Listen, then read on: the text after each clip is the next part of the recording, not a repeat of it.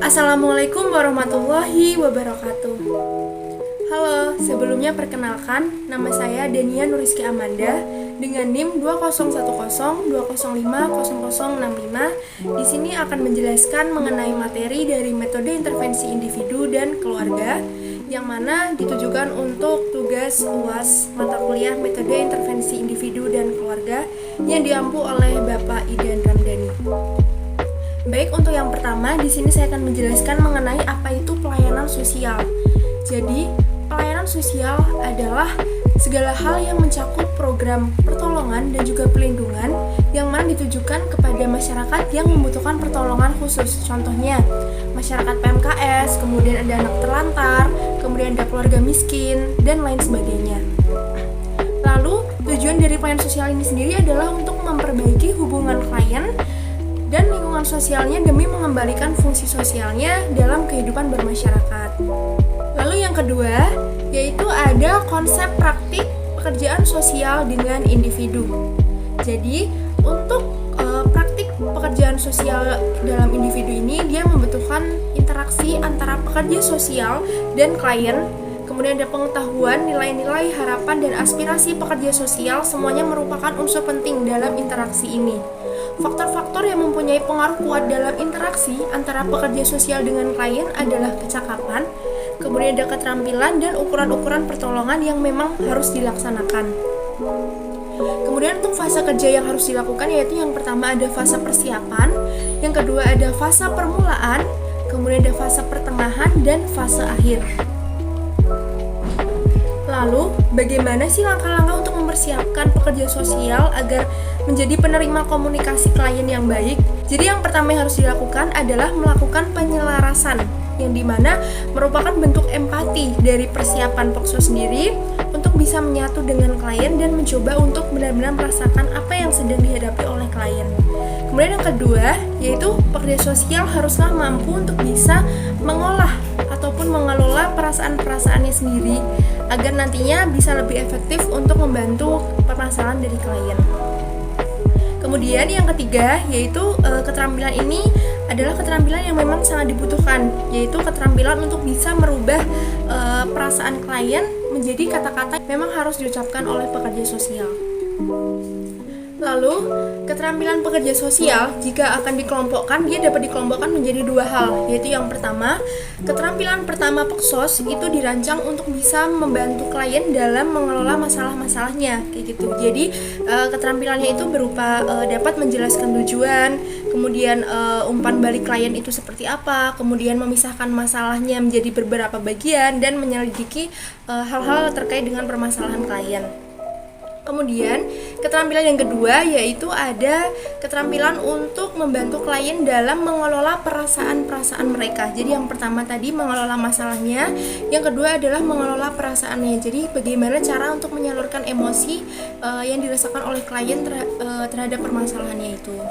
Kemudian yang selanjutnya adalah ada permasalahan dan kebutuhan klien pada praktek pekerjaan sosial dengan individu.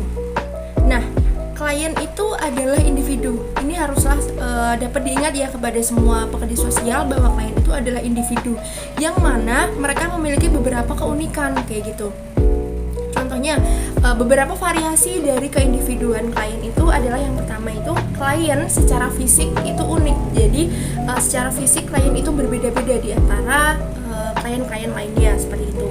Kemudian yang kedua, klien secara emosional itu juga unik. Jadi ada yang memang bisa untuk menginterpretasikan perasaannya, ada juga yang tidak bisa kayak gitu, dan itu memang berbeda-beda untuk masing-masing klien.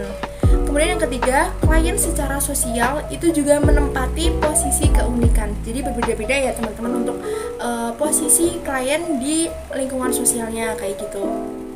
Kemudian, klien memiliki keunikan trauma yang terkait dengan permasalahannya yang berbeda-beda antara klien satu dengan klien yang lainnya. Kemudian, klien memiliki keunikan problem. Nah, ini tentunya berbeda ya.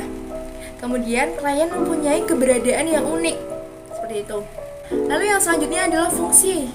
Fungsi pekerjaan sosial yaitu dalam hal pengindividuan klien.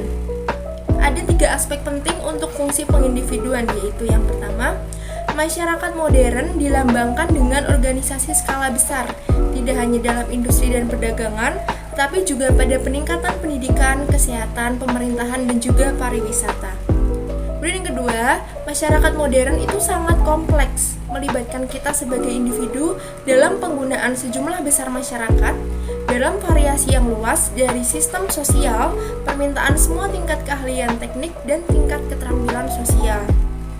Kemudian, yang terakhir, pada waktu yang sama, masyarakat modern itu menawarkan kepada kita semua kesempatan yang lebih besar dan pilihan tingkatan yang lebih besar daripada sebelumnya. Lalu yang selanjutnya ada pekerja sosial tidak dapat mengerjakan pekerjaannya tanpa klien. Ya iya, karena pekerja sosial itu kan bekerja bersama dengan klien. Jadi pekerja sosial itu bekerja untuk membantu permasalahan yang dialami oleh klien, seperti itu. Jadi, hubungan dengan klien mempunyai pengaruh yang mendalam terhadap bagaimana dia merasakan pendekatan kita, seperti itu. Karena klien itu kan, misalnya dia sebelumnya juga pernah berkonsultasi dengan peksos yang lain. Jadi dia bisa membedakan sebenarnya peksos yang kita itu seperti apa, kayak gitu. Apakah berbeda dengan yang sebelumnya, ataukah kita justru malah lebih buruk, kayak gitu. Jadi kita itu haruslah bisa untuk memberikan citra yang bagus kepada klien, seperti itu.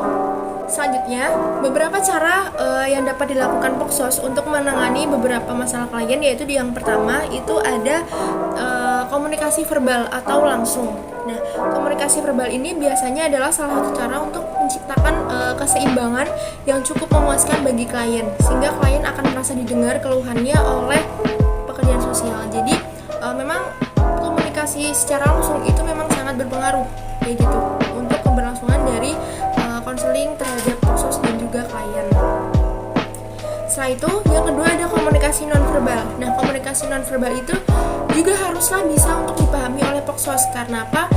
Karena komunikasi nonverbal ini kan termasuk ke dalam nada berbicara, kemudian ada cara berpakaian, cara bermake up, terus isyarat-isyarat apa sih yang ditunjukkan dari fisiknya klien itu seperti apa. Kayak misalnya kontak matanya dia itu tidak fokus, ataupun ketika dia ngobrol itu tangannya selalu bergerak, kayak gitu kan bisa dilihat ya teman-teman. Nah, untuk pernyataan nonverbal ini sendiri itu sangat penting untuk diketahui oleh pekerja sosial, yang mana bertujuan untuk bisa mengetahui kesesuaian ataupun variasi yang dikatakan oleh klien. Kemudian yang selanjutnya adalah kebutuhan untuk diterima atau diakui. Dalam praktek pekerjaan sosial, penerimaan klien itu sebagaimana dirinya sendiri, dalam arti tidak pada kondisi seperti pekerja sosial atau orang lain akan seperti klien. Jadi klien itu tetaplah dirinya sendiri, yang mana kita harus bisa untuk menerima klien itu sesuai dengan dirinya, kayak gitu. Kita tidak menerima kita bisa menerima klien dalam kondisi apapun, seperti itu. Lalu yang selanjutnya di sini ada permasalahan kebutuhan klien pada praktek pekerjaan sosial. Nah, selain kebutuhan untuk diterima, juga yang lainnya ada kebutuhan untuk dihargai oleh setiap individu. Tentunya setiap klien itu mereka ingin untuk bisa dihargai oleh semua peksos. Kemudian selanjutnya ada kebutuhan untuk didengar. Nah, karena kan klien datang kepada peksos adalah untuk bisa berbicara tentang permasalahannya ya. Jadi sebisa mungkin peksos ini siap untuk bisa mendengarkan segala keluh kesah yang dialami oleh si klien ini, kayak gitu. Kemudian yang selanjutnya ada kebutuhan untuk diterima. Seperti yang awal tadi, kebutuhan untuk diterima dalam berbagai situasi dan kondisi dari klien itu sendiri. Kemudian selanjutnya ada kebutuhan dalam privasi. Tentunya privasi klien ini menjadi hal penting dalam peksos, untuk peksos sendiri, kayak gitu, karena rahasia klien itu dapat dijaga rapat-rapat oleh pekerja sosial, seperti itu. Kemudian selanjutnya ada kebutuhan untuk dimengerti. Sebisa mungkin peksos ini berusaha untuk bisa memahami dan juga mengerti dari keadaan klien yang saat ini sedang terjadi, kayak gitu. Tidak ngejudge ataupun tidak menyudutkan klien, jadi cukup dimengerti, dipahami, seperti itu. Kemudian selanjutnya ini yang paling penting, yaitu kebutuhan untuk dibantu. Jadi sebisa mungkin kita sebagai peksos itu untuk bisa membantu permasalahan yang dihadapi klien, meskipun kita tidak langsung untuk mencarikan jalan keluar, tapi setidaknya kita bisa untuk menjadi jembatan dalam klien mencari solusi permasalahannya sendiri seperti itu. Lalu yang selanjutnya di sini ada asas-asas dari praktek pekerjaan sosial sendiri. Nah, untuk asas-asas sendiri di sini itu cukup beragam ya teman-teman. Jadi asas yang pertama yaitu ada asas kerahasiaan. Kemudian yang kedua ada empati, kemudian ada hubungan, kemudian ada individualisasi, kemudian ada partisipasi, kemudian ada kesadaran diri dari pekerja sosial atau self-awareness. Nah, itu tadi untuk asas-asas dari pekerjaan sosial. Kemudian yang kedua ada kerangka praktek pekerjaan sosial dengan individu. Jadi komponen-komponen apa aja sih yang ada dalam praktek pekerjaan sosial itu sendiri, kayak gitu. Jadi yang pertama haruslah ada klien, tentunya ada klien ya teman-teman. Kemudian ada pekerja sosial, kemudian ada badan sosial, lalu tim staf pertolongan, sistem intervensi, dan situasi pertolongan. Nah, itu tadi untuk kerangka praktek dari pekerjaan sosial itu ada beberapa tadi yang sudah saya sebutkan. Kemudian yang ketiga ada peranan pekerjaan sosial di dalam pekerjaan sosial itu sendiri. Jadi peranan dasar pekerjaan sosial itu dapat dibagi menjadi 4. Yang pertama, mengembangkan, memelihara, dan memperkuat sistem kesejahteraan sosial sehingga dapat memenuhi kebutuhan-kebutuhan dasar manusia. Kemudian yang kedua, menjamin memadainya standar substansi kesehatan dan kesejahteraan bagi semua orang. Kemudian yang ketiga, meningkatkan kemampuan orang untuk melaksanakan fungsinya secara optimal sesuai dengan status dan peranan di dalam institusi-institusi sosial. Kemudian yang terakhir, mendorong dan juga meningkatkan ketertiban sosial serta struktur institusional dari masyarakat. Lalu yang selanjutnya ada proses dari praktek pekerjaan sosial dengan individu. Nah, proses-prosesnya ini terdiri dari yang pertama itu ada pelamaran atau bisa disebut engagement. Kemudian yang kedua ada pengungkapan dan pemahaman masalah atau bisa dikenal dengan assessment. Kemudian setelah itu ada pendefinisian masalah. Selanjutnya ada penentuan tujuan-tujuan atau setting goals. Kemudian selanjutnya menyeleksi metode-metode apa sih yang dapat kita lakukan untuk intervensi di awal ini. Kemudian setelah itu kontrak, sistem kontrak, jadi menandatangani hal-hal yang memang disepakati oleh kedua belah pihak, yaitu peksos dan juga klien. Selanjutnya bisa melaksanakan kegiatan untuk mencapai tujuan yang diinginkan, misalnya melakukan konseling ataupun melakukan hal-hal yang memang harus dilakukan peksos, yaitu misalnya mendengarkan klien bercerita kayak gitu dalam beberapa sesi yang memang sudah disepakati oleh keduanya. Setelah semuanya selesai, kemudian ada evaluasi. Jadi kita mengulas permasalahan dari klien itu tapi menggunakan bahasa kita sendiri seperti itu. Kemudian yang terakhir ada terminasi atau penutupan dari sesi konseling ataupun sesi pengungkapan masalah dari klien dan juga peksos itu sendiri. Selanjutnya teman-teman, di sini ada peran pekerja sosial dalam praktek pekerjaan sosial berdasarkan pendapat Parson. Jadi yang pertama itu kebutuhan yang haruslah dicukupi, yaitu yang pertama ada adaptasi. Jadi adaptasi antara klien dan juga peksos. Kemudian ada integrasi, jadi ada kesinambungan ataupun ada hubungan yang memang sudah sesuai dengan kontraknya antara peksos dan juga klien. Kemudian selanjutnya ada pemeliharaan pola. Dan yang terakhir ada pencapaian tujuan. Jadi tujuan dari klien itu dapat tercapai seperti itu. Kalau yang selanjutnya di sini ada konsep dari interaksi antara pekerja sosial dengan klien itu harusnya seperti apa? Jadi konsep interaksi antara pekerja sosial dengan klien pada praktek pekerjaan sosial dengan individu itu terdiri dari interaksi pada fase persiapan, kemudian pada fase permulaan, pada fase pertengahan, dan pada fase akhir dan transisi. Nah, fase pertama itu bersifat tidak langsung, di mana rahasia klien tersampaikan secara tidak langsung melalui percakapan. Rahasia klien tersebut kemudian dijadikan landasan dari praktek pekerja sosial. Lalu pada fase permulaan itu berisi tentang kontrak yang memang sudah haruslah disepakati oleh pekerja sosial dan juga klien itu sendiri. Kemudian selanjutnya dilanjutkan dengan fase akhir dan juga transisi seperti itu. Selain itu juga, pelayanan tidak langsung dalam pekerjaan sosial itu seperti perencanaan lembaga, konsultasi, serta intervensi terhadap masyarakat memang mengharuskan pekerjaan sosial untuk memahami perubahan dan perkembangan dari perilaku individu dan kelompok dalam proses interaksi sosial. Di sini, pelayanan sosial tidak langsung secara profesional harus dapat memfokuskan pada lembaga atau sistem organisasi agar dapat berfungsi dalam masyarakat. Nah, itu tadi teman-teman untuk sedikit materi yang dapat saya sampaikan mengenai materi dari metode intervensi individu dan keluarga ini. Lalu yang selanjutnya teman-teman, di sini saya akan menekankan lebih lanjut yaitu mengenai permasalahan klien dan juga kebutuhan klien pada praktek pekerjaan sosial dengan individu yang memang merupakan materi dari kelompok saya, yaitu kelompok 4 bersama dengan teman-teman saya. Yaitu yang pertama, klien adalah individu. Keindividuan klien ini dapat diterapkan dalam kelompok dan juga pekerja masyarakat.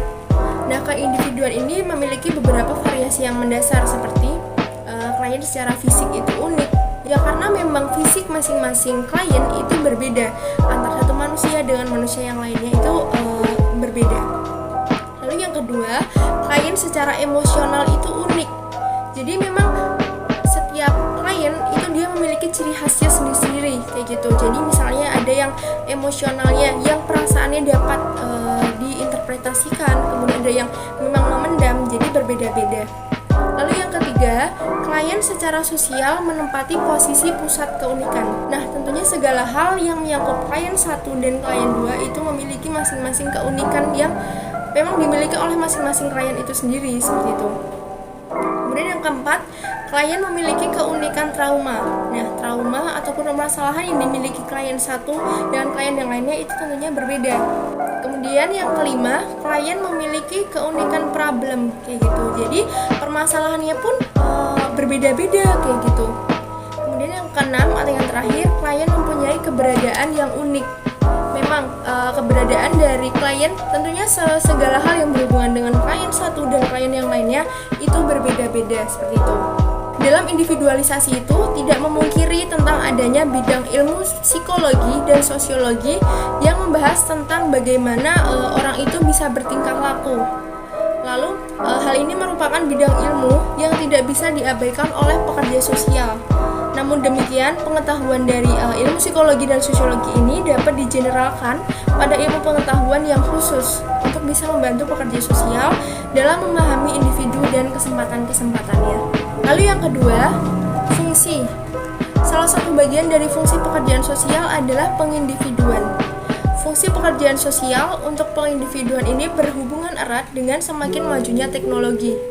Ada 3 aspek penting untuk fungsi pengindividuan, yaitu masyarakat modern, dilambangkan dengan organisasi skala besar, tidak hanya dalam industri dan perdagangan, tetapi juga pada peningkatan pendidikan, kesehatan, pemerintahan, dan juga pariwisata. Lalu yang kedua, ada masyarakat modern sangat kompleks, melibatkan kita sebagai individu dalam penggunaan sejumlah besar masyarakat dalam variasi yang luas dari sistem sosial, permintaan semua tingkat keahlian teknik dan tingkat keterampilan sosial. Kemudian yang terakhir, pada waktu yang sama, masyarakat modern menawarkan kepada kita semua kesempatan yang sama, yang lebih besar dan pilihan tingkatan yang lebih besar daripada sebelumnya. Lalu, pekerjaan sosial itu tidak dapat mengerjakan pekerjaan sendiri tanpa klien. Ya tentunya jika ada klien, di situ pekerja sosial akan dapat melaksanakan pekerjaannya. Dan jika tidak ada klien, ya tidak bisa seperti itu. Lalu, praktek pekerjaan sosial yang dapat dilakukan untuk menangani masalah klien itu ada beberapa cara dalam cara berkomunikasi. Yang pertama, ada komunikasi verbal atau langsung. Jadi, klien itu bisa menceritakan masalahnya itu secara langsung dengan ngobrol. Jadi, semuanya dia utarakan melalui obrolan dia dengan pekerja sosial seperti itu. Tentunya ini dapat memudahkan pekerja sosial untuk memahami apa itu permasalahan dari klien itu sendiri kayak gitu. Kemudian yang kedua, komunikasi selanjutnya yang haruslah bisa dipahami oleh pekerja sosial, yaitu ada komunikasi nonverbal, yaitu komunikasi melalui isyarat ataupun melalui bahasa tubuh kayak gitu, misalnya nada berbicaranya seperti apa, kemudian kontak matanya dia ketika berbicara itu seperti apa, apakah menunduk ataupun dia melihat secara langsung. Kemudian kode-kode yang lainnya kayak gitu, komunikasi nonverbal lainnya. Nah, tentunya komunikasi nonverbal ini penting untuk bisa diketahui oleh pekerja sosial guna untuk mengetahui kesesuaian atau variasinya yang dikatakan oleh klien, seperti itu. Lalu yang selanjutnya adalah kebutuhan untuk diterima atau diakui. Dalam praktek pekerjaan sosial, penerimaan klien sebagaimana dirinya sendiri, dalam arti tidak pada kondisi seperti pekerja sosial atau orang lain akan seperti klien. Kalau klien menginginkan menjadi dirinya sendiri, baik dengan kata lain, pekerja sosial meletakkannya sebagai dirinya sendiri. Hal khusus yang sangat penting adalah bisa mengenali potensinya. Lalu ada penerimaan. Penerimaan kedengarannya itu agak buruk dan juga pasif, tetapi semuanya itu sulit dan positif kayak gitu. Sulit karena memang memerlukan aspek-aspek di luar reaksi kita, dan positif dalam penerimaan adalah penting untuk mencapai beberapa tujuan. Dengan alasannya yaitu penting untuk berhubungan, jadi berhubungan antara klien dan peksos. Kemudian penting untuk diagnosa, jadi diagnosa klien ini sebenarnya kenapa kayak gitu. Kemudian yang terakhir ada penting untuk terapi. Jadi terapi apa sih harusnya diberikan kepada klien. Nah, pada kesempatan ini klien dapat melepaskan kekuatan batinnya yang sebelumnya ditutup untuk bertahan. Tetapi dengan jalan demikian berarti merupakan keuntungan dalam menangani masalah klien. Bisa juga sebagai peningkatan harga diri yang pada gilirannya dapat meningkatkan motivasi penanganan masalah itu sendiri.